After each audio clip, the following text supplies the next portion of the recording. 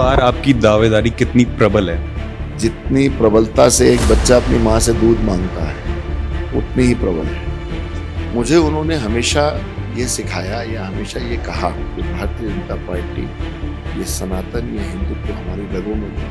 उनकी विरासत में से क्या आपको उनकी सीख जो सबसे ज्यादा सही लगती है और जिसके सिद्धांत पे आप चलते आ रहे हैं? वो भाव कि मुझे कुछ पाने से ज्यादा लोगों की सेवा करने के लिए काम करना।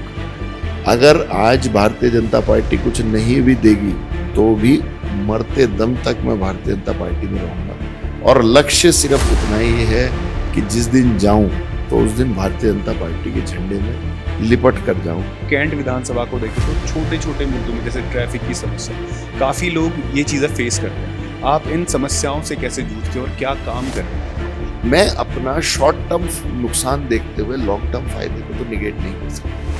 तो इस तरीके की आज देहरादून ऐसी स्थिति में है, उसी में कैंट की परिस्थितियां भी हैं, वही परिस्थितियां कैंट को 228 शक्ति केंद्रों पर आज तक लगभग 7 या 8 बार गया हूं। एक एक शक्ति केंद्र संयोजक ये जो 228 की मैं गिनती आपको बता रहा हूं, मैं इनको by name by face by family जानता हूं। क्या आपको ये नहीं लगता है सिर्फ परिवारवाद चल रहा है भाजपा में, जैसे लोग बोलते हैं कि नहीं चलता है, यहाँ पे चल रहा है? परिवारवाद भारतीय जनता पार्टी में कभी भी नहीं चलता। भारतीय जनता पार्टी परिवारवाद से बहुत ऊपर की सोच की पार्टी है। हमने jumbo super speciality medical camp लगाया, जैसे एक कैंप में 4-4, 5-5 हजार तक लोग आए। आप सोचेंगे कि आंखें टेस्ट कराने के लिए हमने एक एक दिन में मतलब 5-5 चेयर आंखें टेस्ट करने की लगाई, जिसमें एक 1-1.5 हजार लोगों को हमने प्रतिदिन चश्मे दिए। शुगर टेस्ट करने की मशीन, एक ऑक्सीमीटर, एक थर्मामीटर, ऐसा एक किट हमने बनाया और लगभग 2,500 से 3,000 बुजुर्ग लोगों को हमने माननीय मुख्यमंत्री के माध्यम से वो भेंट कराए। नमस्कार दोस्तों, आपका स्वागत है द न्यूज वाला नेटवर्क में। अगर हम देहरादून की बात करें, देहरादून के संगठन की बात करें, संगठन की मुख्य भूमिका होती है किसी पार्टी को आगे बढ़ाना और किसी शहर को विकास देने का। और ऐसे ही बीजेपी संगठन से सिद्धार्थ उमेश अग्रवाल जी से आपको हम मिलाना चाहते हैं। ये न केवल भाजपा के महानगर के अध्यक्ष हैं, बल्कि युवाओं और व्यापारियों का बड़ी आवाज बनकर आगे बढ़ रहे हैं। सिद्धार्थ जी, आपका स्वागत है हमारे चैनल में। कैसे हैं? बढ़िया।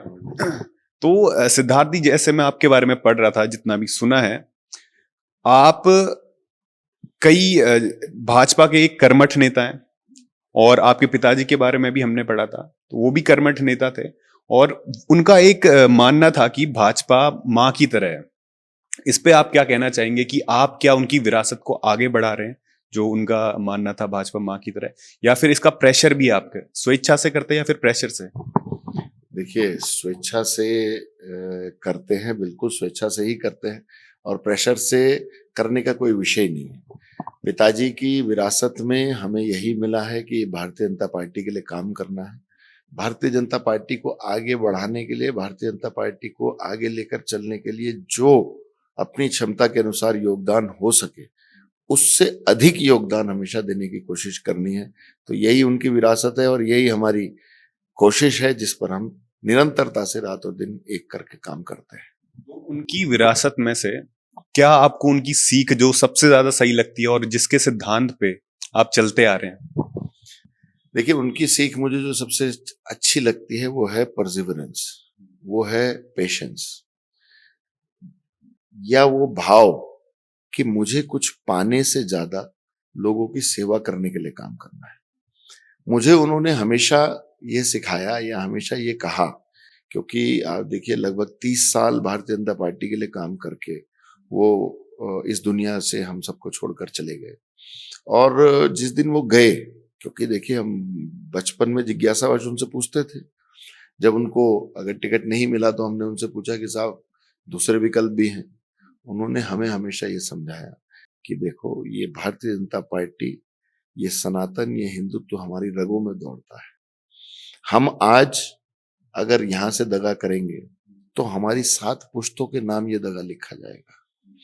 अगर आज भारतीय जनता पार्टी कुछ नहीं भी देगी तो भी मरते दम तक मैं भारतीय जनता पार्टी में रहूंगा और लक्ष्य सिर्फ इतना ही है कि जिस दिन जाऊं तो उस दिन भारतीय जनता पार्टी के झंडे में लिपट कर जाऊं, और वो अंतिम दिन भी भारतीय जनता पार्टी के झंडे में ही लिपट कर गए। उन्होंने कभी इस बात की शिकायत या इस बात को अपने मन में नहीं रखा। उन्होंने सोचा भारतीय जनता पार्टी मेरी माँ है, रोता है बच्चा, पीटता है बच्चा, तो भी अंततोगत्वा अपनी माँ के पास ही जाता है। अंतिम उनकी एक प्रेस कॉन्फ्रेंस थी, अजय भट्ट जी तत्कालीन हमारे प्रदेश के अध्यक्ष थे, उनके आवास पर उन्होंने प्रेस को संबोधित किया था। तो प्रेस ने उनसे सवाल पूछा कि क्या आप अन्य विकल्पों की तरफ भी देख रहे हैं? तो उन्होंने कहा कि एक बच्चा रोते हुए अपनी माँ से दूध मांगता है, और अगर माँ दूध नहीं देती है तो क्या अपनी माँ को छोड़कर चला जाता है? माँ दूध ना दे, माँ प्यार ना करे, तब भी बच्चा तो अपनी अंतिम सांस तक भारतीय जनता पार्टी करता हुआ ही अपनी माँ के आलिंगन में इस दुनिया से जाएगा। जैसे आपने बोला, जैसे हम आपको इनके बारे में बताए, ये ना केवल महानगर अध्यक्ष हैं और युवाओं की आवाज तो उठाते ही, लेकिन उमेश अग्रवाल फाउंडेशन से आप निष्पक्ष और ऐसे काम करते आ रहे हैं जनता के लिए और जनता के बीच में आ रहे हैं। लेकिन अगर आप कैंट विधानसभा को देखें तो छोटे छोटे मुद्दों में, जैसे ट्रैफिक की समस्या, काफी लोग ये चीजें फेस करते हैं। आप इन समस्याओं से कैसे जूझते हैं और क्या काम कर रहे हैं? देखिए, मैं आपको बताता हूँ कि अब अगर ट्रैफिक की जैसे आपने बात की, तो पूरे देहरादून की समस्या है। ट्रैफिक की यदि हम देखें तो परिस्थितियों को बदलने के लिए हम हमेशा कोशिश ये करते हैं कि कैसे प्रशासन और एक कॉमन मैन के बीच में अधिक से अधिक संवाद हमारे माध्यम से कैसे स्थापित हो सके। प्रशासन को अपनी क्योंकि प्रशासन कोई गलत काम भारतीय जनता पार्टी के नेतृत्व में नहीं करता है, लेकिन उनके सही काम को जनता तक ठीक प्रकार से कम्युनिकेट कैसे किया जाए, उनकी इंटेंट को ठीक प्रकार से कम्युनिकेट कैसे किया जाए, वो जो काम करना चाह रहे हैं उस काम को सही दिशा में, और कुछ चीजें यदि व्यवहारिक क्षेत्र के लोग बताते हैं तो उस हिसाब से प्रशासन उनको बदल ले। हमारी हमेशा कोशिश, मेरी एज अ पर्सन हमेशा कोशिश यही रहती है कि, क्योंकि बिना विकास के कोई सोल्यूशन नहीं है। आज देहरादून जिस स्थिति में है, तो जैसे अगर आप देखेंगे आज से 20-25 साल पहले दिल्ली जिस सिचुएशन में था, वहां पर भी ऐसे ही समस्याएं हो गई थी। लेकिन अगर आज आप दिल्ली को देखते हैं तो Delhi is a modern city today, Dehradun is a transitional city today. आज देहरादून एक छोटे शहर से बड़े शहर तक पहुंचने के बीच में के कहीं स्ट्रगल में है, टीयर 2 से टीयर 1 के स्ट्रगल में है। तो वो जो कठिनाइयां हैं, उन कठिनाइयों को कम से कम मिनिमाइज करते हुए हम उस विकास की ओर कैसे लेकर जाए, इस पर आज देहरादून को चिंता करने की आवश्यकता है। और मैं निरंतरता से इसी बात के लिए, वो चाहे प्रशासन में हो, वो सरकार में हो या वो जनता में हो, इसी बात को रखने की कोशिश करता हूं कि यदि प्रशासन कोई काम करने की भी कोशिश कर रहा है, उसके दूरगामी निर्णयों को, उसके दूरगामी रिजल्ट्स को देखते हुए हमें उसका विरोध या उसके पक्ष में खड़ा होने की आवश्यकता है। मैं अपना शॉर्ट टर्म नुकसान देखते हुए लॉन्ग टर्म फायदे को तो निगेट नहीं कर सकता हूं। तो इस तरीके की आज देहरादून ऐसी स्थिति में है, उसी में कैंट की परिस्थितियां भी हैं, वही परिस्थितियां कैंट में भी है। सस्टेनेबल डेवलपमेंट के बारे में, सस्टेनेबल डेवलपमेंट ही आने वाले समय में इस देहरादून को आगे लेकर जा सकता है। क्योंकि अगर आप ये ऐसा देखेंगे तो आज देहरादून में, आप भी देहरादून में रह रहे हैं, आज से 10 साल पहले कभी देहरादून में ट्रैवल टाइम कैलकुलेट नहीं करना पड़ता था, क्योंकि देहरादून ना उतना बड़ा शहर था, ना उतना ज्यादा ट्रैफिक होता था। देहरादून में गाड़ियां भी कम थी। तो देहरादून में आज भी अगर आप देखेंगे तो देहरादून में अब 1-1 घंटा एक कोने से दूसरे कोने यदि व्यक्ति को जाना हो तो 1 घंटा, सवा घंटा उसका लग जाता है। ये देहरादून में एक चेंज हुआ है। अब इसको सस्टेनेबल तरीके से यदि हम आगे लेकर जाएंगे, जिसमें देहरादून भी बचा रहे और देहरादून का विकास भी हो पाए, इसको सस्टेनेबल एक डायरेक्शन देने की जरूरत है। अगर हम कैंट विधानसभा की बात करें, आप काम कर रहे हैं कैंट विधानसभा में, तो जो नेतृत्व है, जो लीडरशिप है, सिर्फ एक परिवार को ही मिल रही है। क्या आपको ये नहीं लगता है सिर्फ परिवारवाद चल रहा है? भाजपा में जैसे लोग बोलते हैं कि नहीं चलता है, यहाँ पे चल रहा है। देखिए, परिवारवाद भारतीय जनता पार्टी में कभी भी नहीं चलता है। भारतीय जनता पार्टी परिवारवाद से बहुत ऊपर की सोच की पार्टी है। भारतीय जनता पार्टी कार्यकर्ता आधारित पार्टी है। भारतीय जनता पार्टी संगठन आधारित पार्टी है। भारतीय जनता पार्टी यदि अगर परिवारवाद पर चलती तो नरेंद्र मोदी इस देश के प्रधानमंत्री ना होते, अमित शाह इस देश के एचएम ना होते, हमारे माननीय पुष्कर सिंह धामी जी इस उत्तराखंड के सीएम ना होते।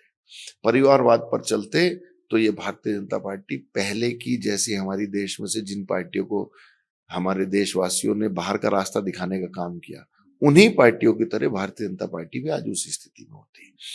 कैंट में आप कह रहे हैं तो कैंट में परिवारवाद जैसा कोई विषय नहीं कि परिवार को टिकट क्यों मिल रहा है? पहले हरबंस कपूर जी, अब तो लगभग 40 साल से ऊपर हो गए हैं उनके परिवार को यहाँ पे। देखिए, एक ही परिवार को नहीं, एक ही व्यक्ति को, एक जीतने वाले विधायक को 8 बार तक भारतीय जनता पार्टी ने लड़ाया और वे 8 निरंतरता से 8 बार जीते। वो 9 चुनाव लड़े, 9 में से पहला चुनाव वो हार गए, उसके बाद 8 चुनाव लगातार वो जीते। जीतने के बाद यदि वो इस दुनिया से हम सबको छोड़कर चले गए तो पार्टी ने उनको श्रद्धांजलि उनके चरणों में अर्पित करते हुए उनकी पत्नी को चुनाव लड़ाया उनकी पत्नी कार्यकर्ताओं ने मिलकर, और कार्यकर्ताओं की भी ये इच्छा थी, ऐसा नहीं पार्टी की इच्छा थी या परिवार की इच्छा थी।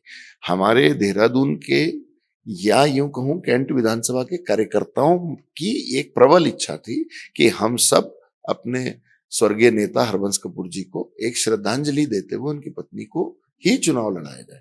कार्यकर्ताओं के उस भाव का सम्मान करते हुए भारतीय जनता पार्टी ने उनकी पत्नी को चुनाव लड़ाया, तो परिवारवाद के नाते नहीं लड़ाया। तो जैसे अमित कपूर जी भी हैं, उनकी भी दावेदारी हो रही है, तो क्या पार्टी फिर से श्रद्धांजलि सम्मान देगी उन्हें? देखिए, भारतीय जनता पार्टी में हर कार्यकर्ता को टिकट मांगने का अधिकार है, ठीक। कार्यकर्ता के नाते कोई भी स्वतंत्र है टिकट मांगने के लिए, लेकिन परिवार के नाते भारतीय जनता पार्टी ना किसी को टिकट देती है और ना किसी को टिकट मांगने का अधिकार देती है। भारतीय जनता पार्टी में कोई भी कार्यकर्ता, मैं कहूं हमारा बूथ स्तर का कार्यकर्ता भी स्वतंत्र है अपने लिए टिकट मांगने की हसरत रखने के लिए, चुनाव लड़ने की इच्छा रखने के लिए।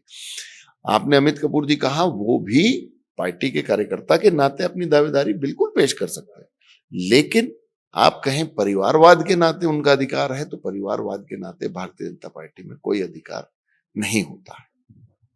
अभी हम देखें आपकी प्रोफाइल को, सोशल मीडिया में भी देखें और जमीनी कार्य भी आप कर रहे हैं, लोगों के बीच जा रहे हैं, और हम एक पोस्टर देख रहे थे कि कैंट इज विद सिद्धार्थ। क्या पार्टी इज विद सिद्धार्थ? क्या पार्टी सिद्धार्थ के साथ है? देखिए, ये तो जब टिकट होगा तभी पता चलेगा। वैसे तो मैं ये कहूं तो मैं आज आपके पास बैठा हूं तो पार्टी मेरे साथ है तभी बैठा हूं। पार्टी ने ही, किसी भी कार्यकर्ता का विकास में पार्टी का ही सबसे बड़ा योगदान होता है। कैंट is with Siddharth and party is with Siddharth is one and the same thing. अगर कैंट सिद्धार्थ के साथ होगी तो पार्टी अपने आप सिद्धार्थ के साथ होगी। मैं अपने हेतु के बारे में आपको बताऊं तो मेरा हेतु तो सेवा करने का हेतु है। अब वो कहीं भी सेवा और किसी भी प्रकार से सेवा करने का हो, मेरी पार्टी मुझे जिस स्थान पर रखकर सेवा कराने के योग्य समझेगी, मैं उस स्थान पर रहकर पार्टी की तरफ से जनता की सेवा करूंगा। इस बार आपकी दावेदारी कितनी प्रबल है? दावेदारी कितनी प्रबल है तो मैं आपको सीधा बताऊं कि जितनी प्रबलता से एक बच्चा अपनी माँ से दूध मांगता है उतनी ही प्रबल है। पेट में भूख उतनी ही लगी है जितना एक बच्चा जिस प्रबलता से अपनी माँ से दूध मांगने की कोशिश करता है।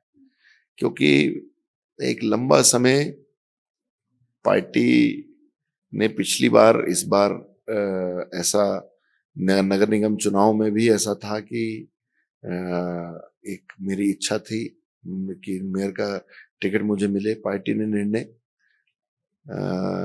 में करते हुए सौरभ थपलियाल जी को मेयर का चुनाव लड़ाया। हमने उनके लिए रात दिन एक कर मेहनत की।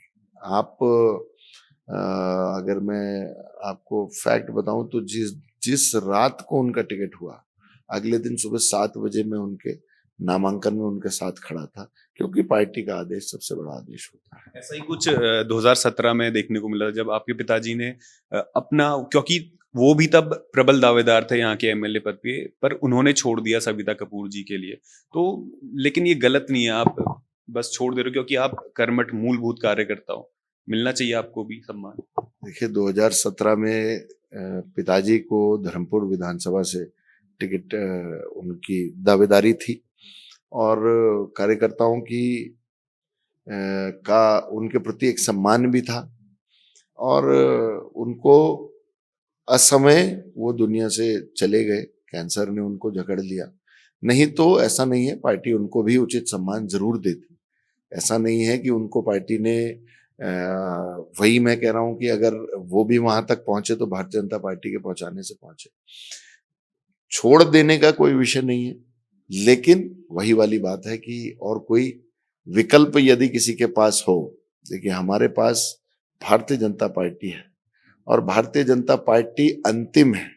भारतीय जनता पार्टी को दरकिनार करके हमारे पास कोई और रास्ता नहीं है। तो वही वाली बात है कि बच्चा दूसरी माँ तो नहीं ला सकता, तो बच्चा तो उसी माँ के आलिंगन में जाएगा। तो कहीं ना कहीं कोशिश है, पार्टी का पार्लियामेंट्री बोर्ड तय करता है, पार्लियामेंट्री बोर्ड जैसा तय करेगा वैसा करेगा। रास्ते और विकल्प से याद आया कि यहाँ पे विपक्ष भी है, कांग्रेस है। कांग्रेस इस बार किसको दावेदारी दे कि कैंट की विधानसभा में उनकी प्रबल वो हो जाए कि वेंटिलेटर, क्योंकि 3 बार से तो धस्माना जी हैं। इस बार किसको ऐसा विकल्प बनाए कि लोग उन्हें चुने? देखिए मैं देहरादून महानगर का अध्यक्ष हूं भारतीय जनता पार्टी का, और मैं पूरे आत्मविश्वास और पूरे दम के साथ आपको ये आश्वासन देता हूं कि कांग्रेस वेंटिलेटर से भी बुरी परिस्थिति में इस बार जाने वाली है। ऑक्सीजन का सिलेंडर देने वाला कांग्रेस को कोई देहरादून जिले के अंदर नहीं मिलेगा। कोई सीट पर भी, देखिए तो कांग्रेस का चरित्र है कि चुनाव के समय 20-20 दावेदार वहां अपने आप पैदा हो जाते हैं, लेकिन उन 20 दावेदारों ने पिछले 5 साल 10 साल में इस क्षेत्र के लिए क्या किया, क्षेत्र के लिए उन्होंने कौन सा काम ऐसा किया जिसके लिए उनको टिकट कांग्रेस पार्टी दे या लोग उनके साथ खड़े होकर उनको जिताने का काम करे। तो कांग्रेस पार्टी का तो कोई विषय आता ही दूर से दूर तक कहीं तक नहीं है कि देहरादून के अंदर तो कांग्रेस पार्टी की स्थिति वो हो गई है कि मुझे नहीं पता कि ये संख्या या जो भीड़ भाड़ लाते हैं वो कहां से लाते होंगे, कैसे लाते होंगे, क्योंकि हम तो बूथ पर काम करने वाले व्यक्ति हैं। भारतीय जनता पार्टी में बूथों की रचना है, भारतीय जनता पार्टी में शक्ति केंद्रों की रचना है। मैं गत 4 वर्षों से भारतीय जनता पार्टी का अध्यक्ष हूं और हमारे यहाँ 4 बूथों का 5 बूथों का एक शक्ति केंद्र होता है। मैं 228 हमारे शक्ति केंद्र हैं देहरादून में, 228 महानगर में, 228 शक्ति केंद्रों पर आज तक लगभग 7 या 8 बार गया हूं। एक एक शक्ति केंद्र संयोजक के घर पर मैं साल में 2 बार जाता ही जाता हूं। एक एक शक्ति केंद्र संयोजक, ये जो 228 की मैं गिनती आपको बता रहा हूं, मैं इनको by name, by face, by family जानता हूं। तो जब हम बूथों पर घूमते हैं तो हमें तो वहां कांग्रेस का कोई नाम लेने वाला नहीं दिखता है। लेकिन अभी मैं देख रहा था कि राहुल गांधी जी का दौरा है अभी 1-2 दिन बाद, तो गणेश गोदियाल जी का भी देख रहा था कि वो बोल रहे कि भाजपा बौखलाई हुई है, राहुल गांधी जी दौरा करे। कांग्रेस वाले तो ये बोल रहे कि भाजपा की जमीन खिसक रही है और आप कुछ अलग ही बोल रहे हो। देखिए जमीन किसकी खिसकी हुई है ये सबको पता है। राहुल गांधी जी पिछले 5 सालों में कितनी बार उत्तराखंड आ गए? आज चुनावी जमीन तलाशने के लिए उत्तराखंड आ रहे हैं क्या? आज मैंने ये भी सुना है कि कुछ सैनिकों का सम्मान समारोह रखा गया है। सैनिकों का सम्मान तब तो किया नहीं जब हमारी सर्जिकल स्ट्राइक के सबूत मांगे। सैनिकों का सम्मान तब तो किया नहीं जब एयर स्ट्राइक पर मखौल उड़ाया। सैनिकों का सम्मान तब तो ध्यान में नहीं आया जब उन्होंने अलग अलग स्थानों पर जब ये कहा कि अगर इस देश के मजदूर और श्रमिक और किसान को मजबूत कर दिया जाए तो ये देश की सरहदों पर खड़े होने वाले सैनिकों की आवश्यकता नहीं पड़ेगी। क्या राहुल गांधी सैनिकों के योगदान को इस देश में कमतर आंकना चाहते हैं क्या? सैनिकों का सम्मान इस उत्तराखंड का सम्मान है। आज यदि भाजपा की जमीन खिसक रही है या कांग्रेस की जमीन खिसक रही है, तो आने वाले समय में या बीते गए समय में उत्तराखंड की जनता ने और इस देश की जनता ने भली भांति सबको जवाब दिया है। आज राहुल गांधी आ रहे हैं, राहुल गांधी आए, कोई दिक्कत नहीं, लेकिन कांग्रेस, प्रदेश कांग्रेस से मैं निवेदन करना चाहता हूं कि कार्यक्रम अपनी जो ऑर्गेनिक संख्या है उससे कराएं। सीधे तौर पर यह कहूं कि भाड़े की संख्या के कार्यक्रम ना हो, कार्यक्रम जो हो वो एक्चुअल कार्यक्रम हो, कांग्रेस संगठन के कार्यक्रम हो, कराएं, कोई दिक्कत नहीं है। लेकिन सिर्फ चुनावी भीड़ के लिए कार्यक्रम करना तो बिल्कुल गलत है। आप बताइए, सही है क्या? बाद में जो हम देखते हैं कि रैलियों में भीड़ बहुत आती है लेकिन वोट नहीं मिलता, उसका क्या कारण है? कि अपने कैडर को राहुल गांधी जी से मिलवाएं, कोई दिक्कत नहीं है, लेकिन जिन सैनिकों का राहुल गांधी जी ने कभी सम्मान ही नहीं किया, उन सैनिकों को आप कैसे कह रहे हैं कि वो राहुल गांधी जी के पक्ष में या कांग्रेस पार्टी के पक्ष में खड़े हो जाएंगे? मैं नहीं मानता। अभी जैसे आप जमीनी कार्य करते हैं, आप बूथों को संभालते हैं, तो क्या लगता है जो अभी एसआईआर होने वाला है उससे भाजपा के वोट कटेंगे, कांग्रेस से किसको नुकसान होने वाला है? वोट किसी के नहीं कटेंगे। वोट तो उन लोगों के कटेंगे जो यहाँ रहते नहीं है। वोट उन लोगों के कटेंगे जो, मैं आपको अपना ही उदाहरण बता देता हूं। मैं जिस बूथ पर वोटर हूं, मेरे पिताजी का नाम 2019 में वो चले गए, आज तक उस बूथ पर चल रहा है। सही होना चाहिए, नहीं होना चाहिए? मेरी बहन शादी करके चली गई, उसका नाम अभी तक चल रहा है। तो इस तरीके की चीजों के लिए एसआईआर आवश्यक है। कुछ लोग, जैसे उत्तराखंड में बहुत बड़ी संख्या में लोग हैं जो अपने मूल स्थान को छोड़कर दूसरे स्थान पर रहते हैं, दोनों जगह वोट है, तो क्या वो सही है? बहुत सारे लोग ऐसे हैं जो नीचे अपने मैदान के क्षेत्रों से आकर, उत्तर प्रदेश से आकर, हरियाणा से आकर उत्तराखंड में बस गए, तो वो या तो वोटर वहां रहेंगे या वोटर यहां रहेंगे। ऐसा तो नहीं हो सकता ना, उससे हमारी वोटिंग परसेंटेज भी घटती है। ये तो कांग्रेस वाले सिर्फ मिथ क्रिएट करते हैं।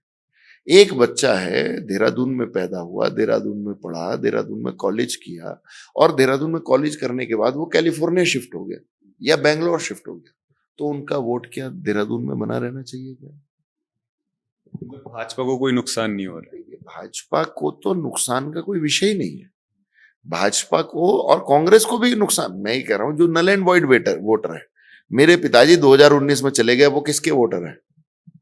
अब उनका वोट कटना क्या भाजपा का वोट कटना है? जो व्यक्ति दिवंगत हो गए, अब उनको भाजपा अपना वोट मांगती रहे तो भी गलत है, और कांग्रेस अपना वोट मांगती रहे तो भी गलत है। वोटर और वोटर लिस्ट का शुद्धिकरण या तो पहली बार हो रहा हो, वोटर लिस्ट का शुद्धिकरण तो सर्वाधिक कांग्रेस के समय में ही हुआ। अगर आज भारतीय जनता पार्टी के, और ये चुनाव आयोग की स्वाभाविक प्रक्रिया है, कोई भारतीय जनता पार्टी की प्रक्रिया नहीं है, कोई ऐसा नहीं है कि भारतीय जनता पार्टी ने इस एसआईआर को फैब्रिकेट कर दिया। जो लोग नए आ रहे हैं या जो नए जुड़े हैं, उनका वोट बनना चाहिए, नहीं बनना चाहिए? मेरा भाई है छोटा, उसकी पत्नी क्यारी की चक्राता की है, वो देहरादून में उसकी शादी हो गई, उसका वोट जुड़ना चाहिए या नहीं जुड़ना चाहिए? यहाँ आना चाहिए। अब क्यारी ना तो वो वोट देने जा पाएंगी और ना देहरादून में वोट बन पाएगा, तो वो वोट के अधिकार से ही वंचित रह गई। तो इस तरीके का शुद्धिकरण तो अवश्य होना चाहिए, और इसमें किसी को भी अपना नुकसान मानने की आवश्यकता नहीं है। कांग्रेस प्रोपेगेंडा है, जैसे संविधान खतरे में है। कौन सा संविधान खतरे में? जैसे एसआईआर से पता नहीं इस देश के अंदर क्या बदलने वाला है। अब अगर भाजपा को या कांग्रेस को नुकसान हो रहा होता, तो वो तो वही वाली बात है, ईवीएम पर ही जब कांग्रेस पार्टी को शक रहता है। जहां जीत गए तो ईवीएम सही थी, जहां हार गए तो ईवीएम खराब थी। एलिगेशन लगाना कि एसआईआर से हमारे वोट काटे जाएंगे, और कई लोग ऐसे हैं कि जो बाहर से रह रहे हैं यहाँ पे, जैसे अभी हम एक कवर करके आए थे, वो बाहर से रह रहे हैं, उनको शायद कुछ टाइम बाद वोटिंग राइट्स, बिजली, पानी सब दे दिया जाएगा, तो ये भी तो गलत बात। देखिए क्या है, उसकी एक मिनिमम रिक्वायरमेंट है ना। अगर मेरे पास 2003 में अगर मेरा नाम है, तो 2003 वालों को तो कोई कुछ कह ही नहीं रहा है। अगर जो बाहर से आ रहा है, जो उत्तराखंड में बाहर से आकर रह रहा है, तो उनके लिए 13 डॉक्यूमेंट्स की लिस्ट, वो डॉक्यूमेंट्स को वो दिखाएं। यदि वो वोट बनाने के योग्य होंगे तो उनका वोट बनेगा, और यदि वोट बनाने के योग्य नहीं होंगे, नहीं बनेगा। अब हम देख रहे हैं कि अभी हमने कुछ दिनों पहले, आपने देखा होगा कि रेलवे स्टेशन पर एक बड़ी संख्या में बिहार से लोग एक वर्ग विशेष के आकर ट्रेन से उतरे, आपने भी देखा होगा या सुना होगा सोशल मीडिया के माध्यम से, वो लोग कुछ दिन में यहाँ देहरादून के निवासी बन जाते हैं। इसकी शय पे हो रहा है क्योंकि प्रशासन, जैसे अभी हम एक मसूरी में करके आए थे, तो प्रशासन तो उनको सपोर्ट कर ही रहा है, सिस्टम सपोर्ट कर रहा है। फॉरेस्ट वाले अगर बापू ग्राम में 50,000 लोगों को हटा सकते हैं, तो वहां तो कुछ अभी बस ही रहे वो 10 परिवार हैं। देखिए, प्रशासन अपना काम पूरी चुस्ती से कर रहा है, पूरी दुरुस्ती से कर रहा है। माननीय पुष्कर सिंह धामी जी के नेतृत्व में आपने देखा कि हजारों एकड़ जमीन हमारी फॉरेस्ट की, सरकार की, माननीय पुष्कर सिंह धामी जी की मुहिम के तहत सरकारी भूमि को खाली कराया गया। 10,000 एकड़ से अधिक हो गई है। जहां पर आस्था के केंद्र जबरदस्ती के बनाने की कोशिश की गई, पीली चद्दर, हरी चद्दर, लाल चद्दर बिछाई और वहां पर आस्था का केंद्र बना दिया, जबकि भोले वाले लोगों को बेवकूफ बनाने का काम किया जा रहा है। उसमें कोई आस्था का विषय किसी का भी नहीं है। तो प्रशासन बिल्कुल किसी कीमत पर सपोर्ट नहीं कर रहा है। इस उत्तराखंड के अंदर लैंड जिहाद पर बड़ा माननीय पुष्कर सिंह धामी जी के नेतृत्व में पहाड़ हो रहा है। जहां हम अभी करके आए थे वो नेपाल से आए थे लोग, और स्थानीय लोग जो विरोध कर रहे थे वो ये बोल रहे थे कि अगर ये लोग मुस्लिम होते तो अभी तक चल गया होता बुलडोजर।